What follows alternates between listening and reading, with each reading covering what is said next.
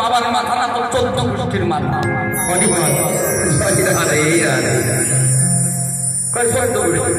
মানে মাস্টার তো পড়াচ্ছে ঠিক, আমার মাথা মা এড মানে ছেলেদের তোর মাথা ধরে বলতে পারে না, তাহলে তো ভাষা উঠতে যায়। তাই মাস্টার মশাই বলছে ঠিক, কিন্তু গ্রহণটা তো ছেলেদের ভালো হচ্ছে না। তা আপনাদের যদি শ্রবণটা ভালো না হয়, খালি খালি 3 ঘন্টার সময়ের অপব্যয় হয়ে যাবে। আমি যে বলছি, আপনাদের যদি শ্রবণটা ভালো করে বোঝা না যায়, আপনারা বলবেন বাবা আমি বুঝতে পারি না, আমি কোনো বক্তা নয়, কোনো পাঠক নই, আপনাদের ভালোবাসা পেয়েছি, আপনারা আশীর্বাদ করেছেন, গুরুদেবের অশেষ কৃপা, একটি সুযোগ হয়েছে গৌর কথা বলে কথা বলার, এছাড়া পেয়েছি না। এই জন্য বোঝাটা একটু যদি বেশি হয়ে যায় কমাতে হবে, সাউন্ড যদি বেশি হয় কমাতে হবে, বোঝাটা যেন সঠিক হয়। প্রেম সহকারে একটু রাধে রাধে বলেন।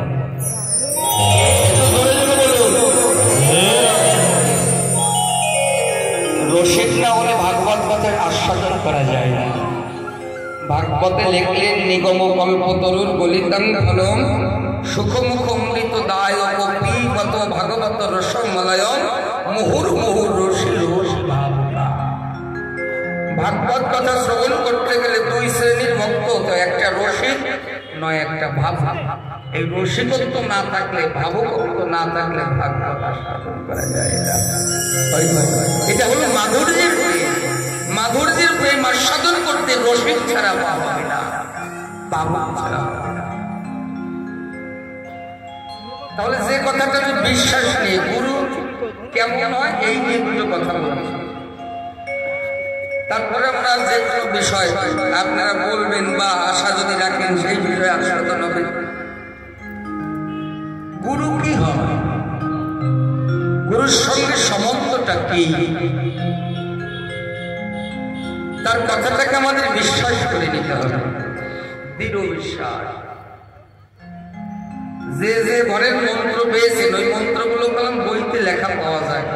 সঠিক পঞ্চতত্ত্ব খুঁজলে পাবেন, তত্ত্ব রসামৃত জ্ঞান মঞ্জরি চরণ দাসের লেখা। আপনি বই দেখে মন্ত্রগুলো নিতে পারেন, কিন্তু কার্যকারী হবে না যতদিন গুরুর মুখ থেকে না বলবেন। গুরুদেব বলে দিলে হয়ে গেছে, ভাববেন আমার সর্বসিদ্ধি হয়ে গেছে। বই দেখে শিখে ওটা দিয়ে কারো মঙ্গল কামনা হবে, যতদিন গুরুদেব না বলছে। আপনি যাকে গুরু করেন, যার আশ্রিত হন, আপত্তি নেই, তার প্রতি যেন দৃঢ় বিশ্বাস থাকে। একটা পুরাণের কথা বলে আমি বোঝাই। নারদ মুনি প্রত্যেক দিন খেওয়া পার হয়, খুব মনোযোগ দিয়ে শুনবেন। খেওয়া পার হয়, মাঝি দেহ অসুস্থ পিতা তার ছোট ছেলে নিজে নিজে খেওয়া বাবা শুরু করছে। কাকে নিয়ে যায়? নারদ মুনিকে এ পার থেকে ও পারে পৌঁছিয়ে যায়। তখন তো জলাশয় ছিল, এত পথঘাট ছিল না, মানুষ নৌকা বেয়ে ডোঙা বেয়ে পার পার হতে। এইবার ওই ছোট ছেলে নারদকে প্রত্যেকদিন এ পার থেকে ও পারে নিয়ে যায়। ছোট ছেলেটার মনে একটা বাসনা জেগেছে, নারদের কাছে ডেকে বলছে, নারদ আমি দীক্ষা নিতে চাই, আমি দীক্ষা নিতে চাই। নারদ বলে, মাঝির ছেলের দীক্ষা দিয়ে আমি কি করবো? তো সারাদিন বই থামে বেড়া, ওকে কি দীক্ষা দেবো? আরো ছোট বলো। নারদ বলতে দেওয়া যাবে না। নারদ দীক্ষা না নিয়ে না দিয়ে চলে গেলেন। আবার আসবে বহুদিন যখন আসা যাওয়া করে, আর ওই ছোট বালকটা বলছে, নারদ আমাকে দীক্ষা দেবে বলে। হ্যাঁ দেবো, আমার সময় হলে তোকে দেবো, কেন দীক্ষা দেয়? কেন দিচ্ছে? আজকে মাঝের ছেলে একটা চালাকি করেছে, নৌকাটাকে নিয়ে মাছ দরিয়ার মাঝখানে রেখে নারদ গোসাইকে বলছে, গোসাই আজকে যদি আমায় দীক্ষা না দেওয়া হয় তাহলে মাছ দরিয়ায় নৌকা ডুবিয়ে দেবো। বন্ধুরা, আমি মাঝের ছেলে, জলে থাকি, আমি সাঁতার কৌশল জানি।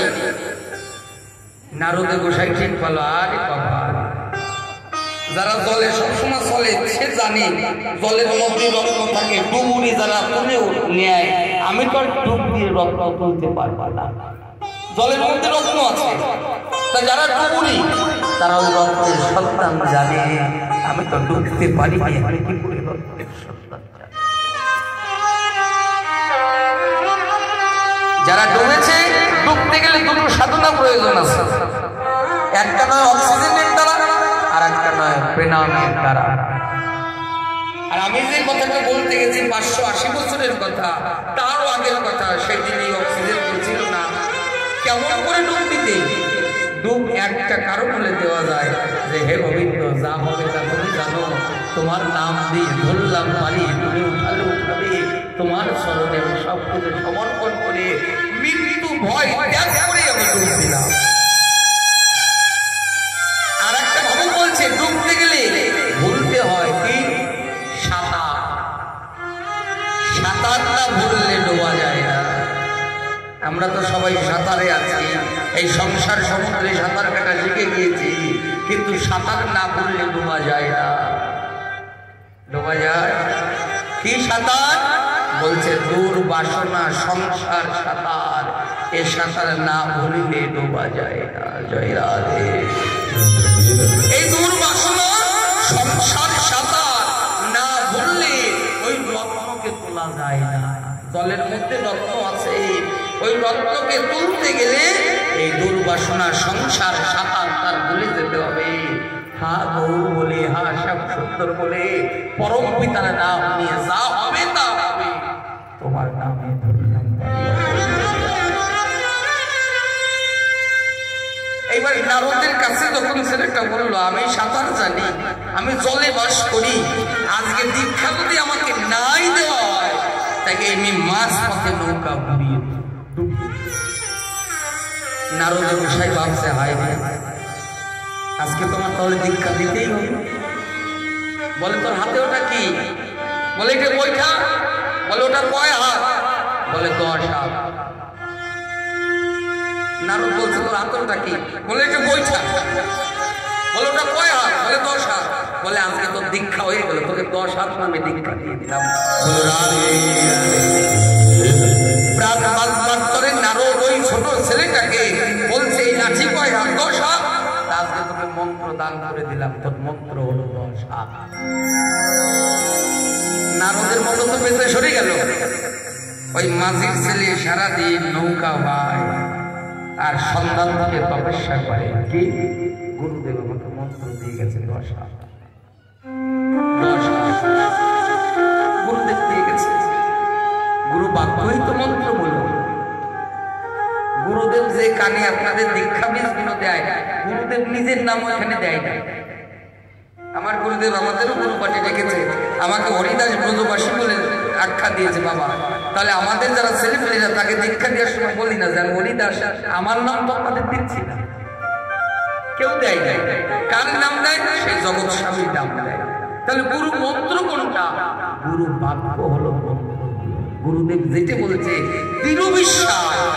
ওই মাঝির ছেলে সারাদিন বৈঠা ভাই, সন্ধ্যা হলে ওই খোলা বারান্দার মধ্যে ডাকে 10 হাত, 10 হাত, 10 হাত, 10 হাত বলে ডাকে আর চোখের জলে ভেসে যায়।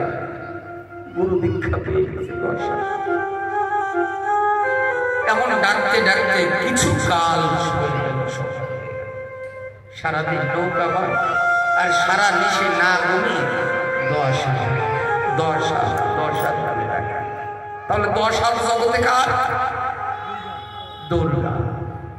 দুর্গা দেবী আর সহ্য করতে পারছে না যে একটা ছোট বালক সারাদিন এত কষ্ট করছে, নিশীতে আহার নিদ্রা পরিত্যাগ করে আমায় 10 হাত, 10 হাত বলে ডাকছে। 10 হাত তো আমার। দুর্গা চলে যাচ্ছে। ছোট একটা মেয়ে হয়ে বলছে আমি ডাকলি কেন? কাকে ডাকলি?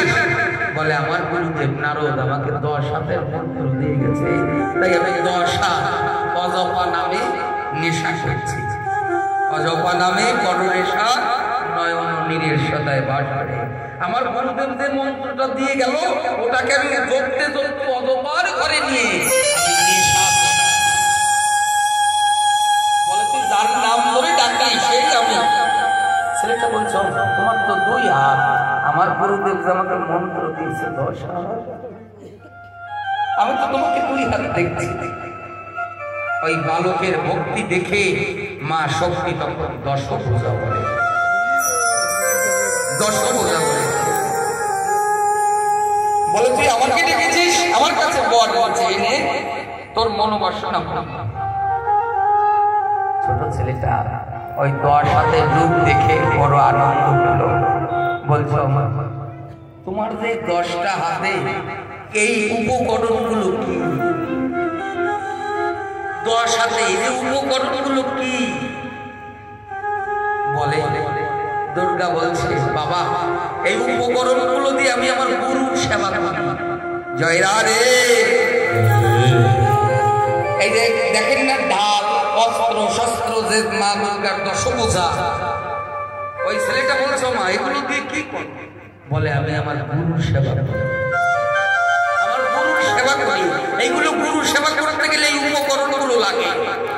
10 ইন্দ্রিয়কে জয় করতে গেলে উপকরণ না হলে ইন্দ্রিয় জয় হওয়া যায় না, আর ইন্দ্রিয় জয় না হলে গুরুর সেবা করা যায় না। বলো রাধে রাধে।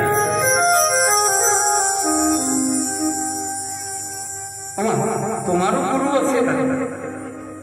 তোমারও গুরু আছে? বলে গুরু আছে বলে তো আমি উপকরণ দিয়ে গুরু সেবা করি।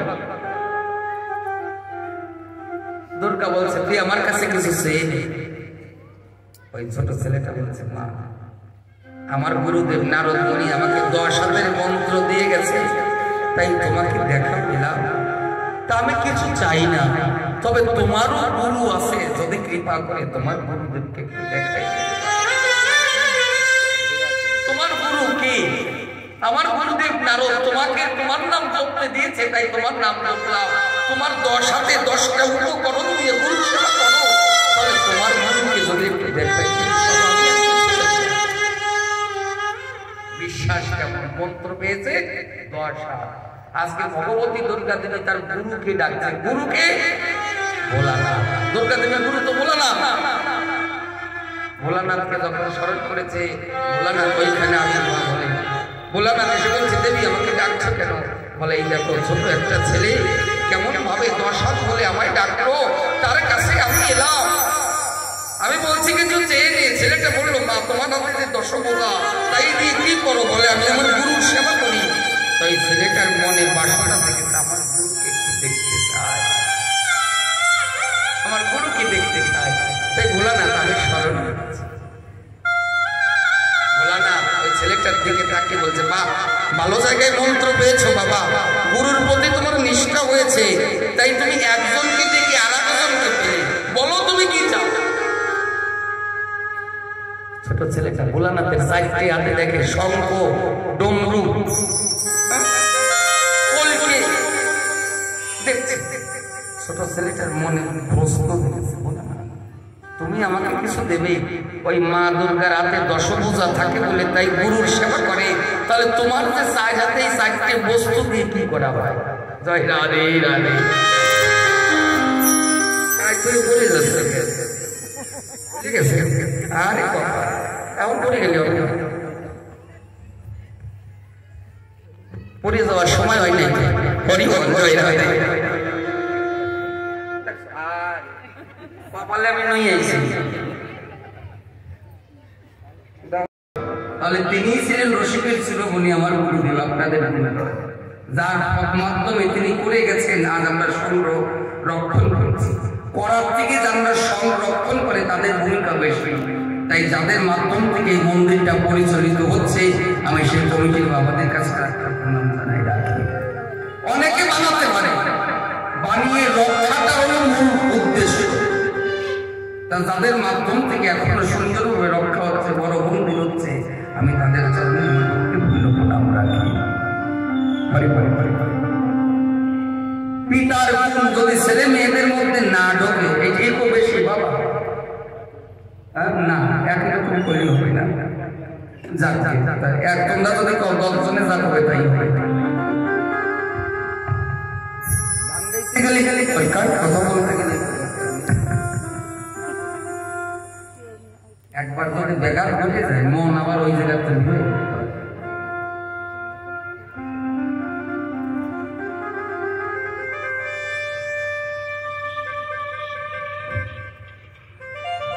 সংরক্ষণ যারা করে তাদের বিরাট ভূমিকা।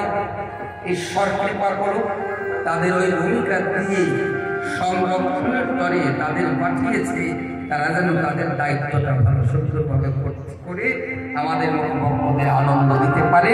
এই প্রার্থনা আমি শ্যাম সুন্দরের শ্রীপাঞ্চরণ করে রাখলাম। একটু উলুধ্বনি, একটু অভিধ্বনি করেন। জয় রাধে।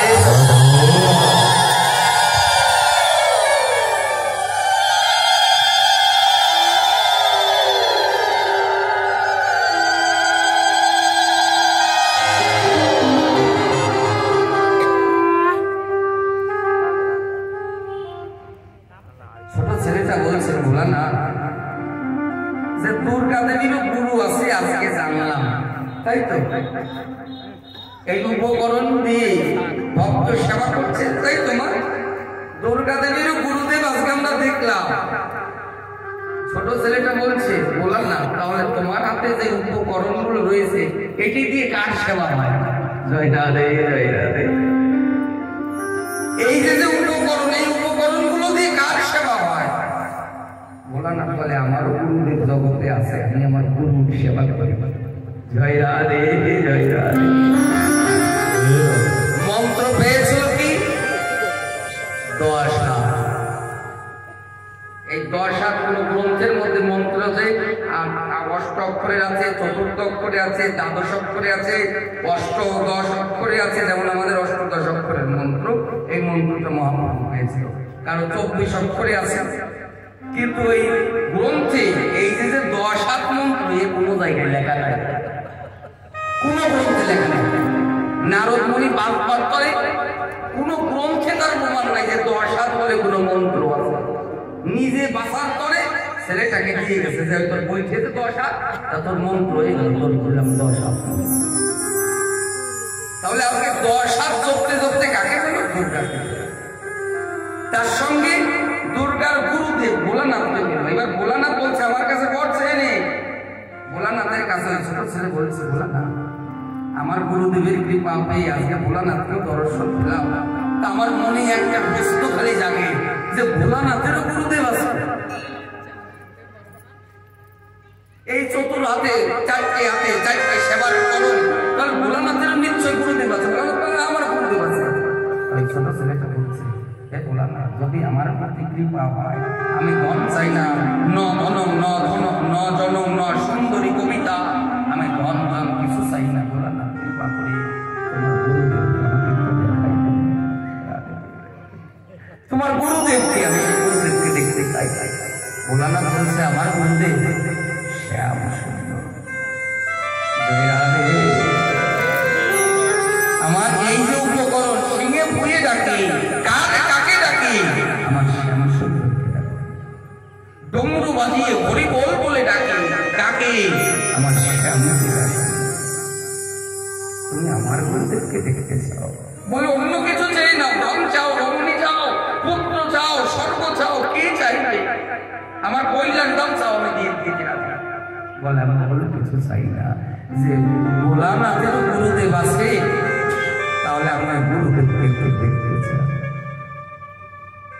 ভোলানাথ তখন ডমরু বাজিয়ে সিংহে ভুলে ডাকছে, গুরুদেব কৃপা করো। ভোলানাথ যখন উচ্চ কণ্ঠে ডাকলে ভগবান শুনতে পারলেন না। ভগবান হাতে একটা মুরলী নিয়ে আজ ওই জায়গায় উপনীত হয়েছে। ভোলানাথের কাছে কৃষ্ণ বলে, বাবা আমাকে ডাকলি কেন? বলে বাবা আমি ডেকেছি কারণ হলো এই যে ছেলেটা 10 হাত মন্ত্র পেয়ে নারদের মুখে দুর্গাকে পেল। দুর্গাকে প্রশ্ন করলো তোমার গুরু আছে, গুরু দেখাও। তাই দুর্গা আমাকে দেখালো। আর ওই ছেলেটা এমনই পূর্ণবান, ছেলেটা আমার কাছে প্রশ্ন করলো আমার গুরু দেখতে চায়, তাই আমি ওই ছেলেটাকে দেখানোর জন্য তোমাকে দেখেছি।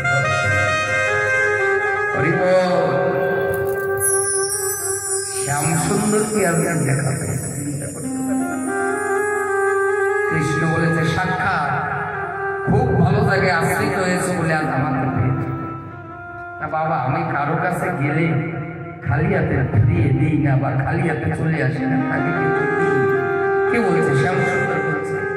তা তুমিও আমার কাছে কিছু চেয়ে নাও, তুমি ডেকেছো, আমি এসেছি। আমি কাউকে কৃপা না করে যাই না, তা কিছু চেয়ে না। ছেলেটা বলেছে, ভগবান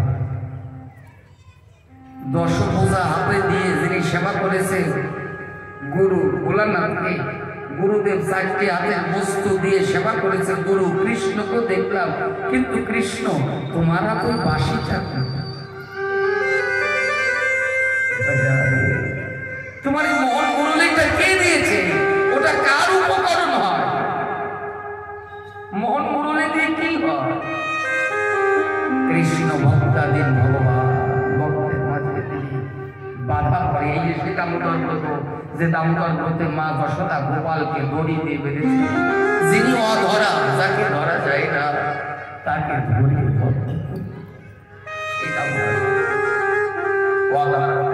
মাপা যায় না, তাকে বোঝা যায় না, তাকে ওজন করে পাওয়া যায় না। যিনি নিরাকার, এমন কোন বস্তু নাই যে তার মধ্যে নাই, তাকে বিশ্ব হরে ভয় পায়, যাকে দেখে বিশ্ব ভয় পায়।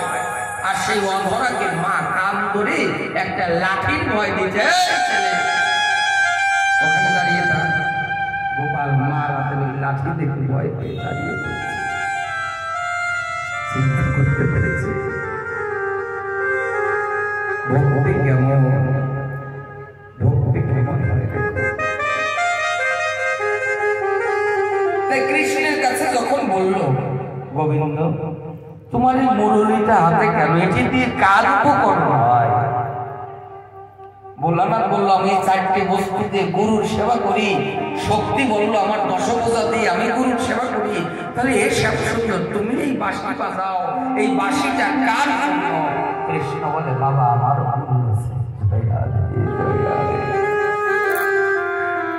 আমারও গুরু আছে। ছোট ছেলেটা বলছে, কৃষ্ণ তুমি বললে আমাকে কিছু দেবে, তা আমি যদি ওই গুরুকে চাই, কৃষ্ণ যদি গুরু, তাকে যদি একবার দেখতে পারি, আমি আর কিছু চাই না। আমি মাঝের ছেলে খেওয়া পার করে যা অর্থ পাই তাতে আমার আমি আর কিছু চাই না। তা আমার মনে বাসনা যে কৃষ্ণ বাঁশি দিয়ে তার গুরু সেবা করে, তার গুরুকে যদি বলে আমার গুরু দেখবে, আমার গুরু আর কেউ না, আমার গুরু হলেন রাধা রানী।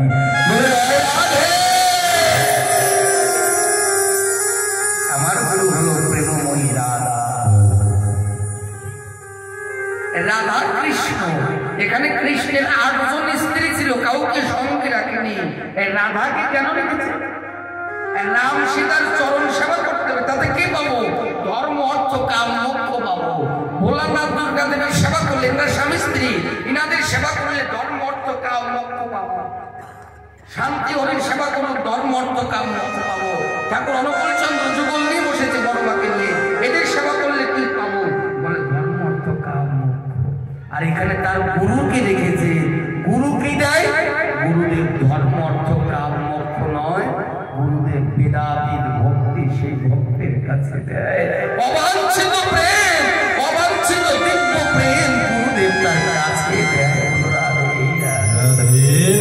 এই জন্য কৃষ্ণ বলছে, আমার গুরু আর কেউ নয়, আমার গুরু হল রাধা। তুমি দেখবে, বলে আমার তো বড় সৌভাগ্য যদি রাধা। চিন্তা করতে পেরেছে যে রাধারানীকে শ্যামসুন্দর তার কুঞ্জে যেতে পারে না আদেশ ছাড়া,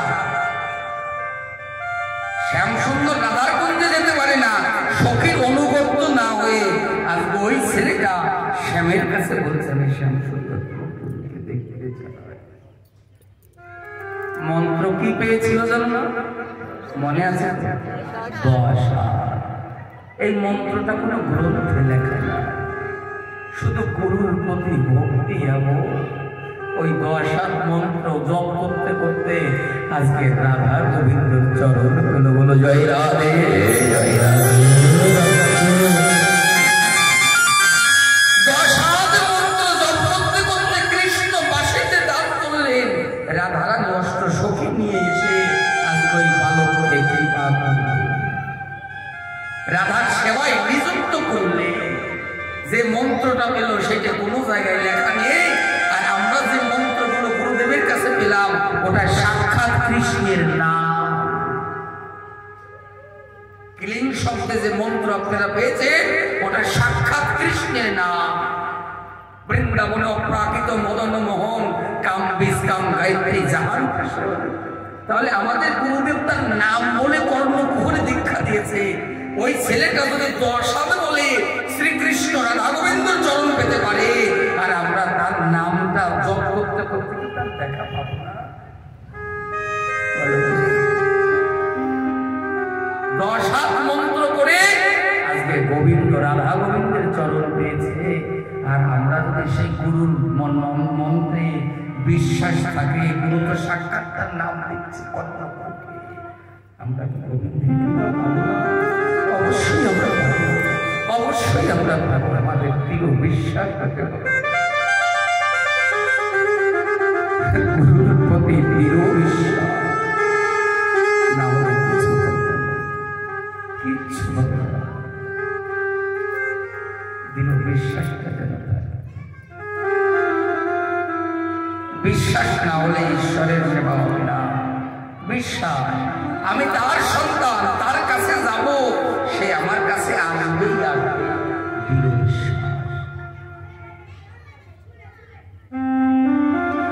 নরোত্তম ঠাকুর বলছে, নিতাই পদ কমল কোটি চন্দ্র সুশীতল, যে ছায় জগত জোড়ায় হেন নিতাই রে ভাই, বোঝে রাধা কৃষ্ণ পাই নাই, দৃঢ় করে ধরো নিতাই, শক্ত করে ধরো,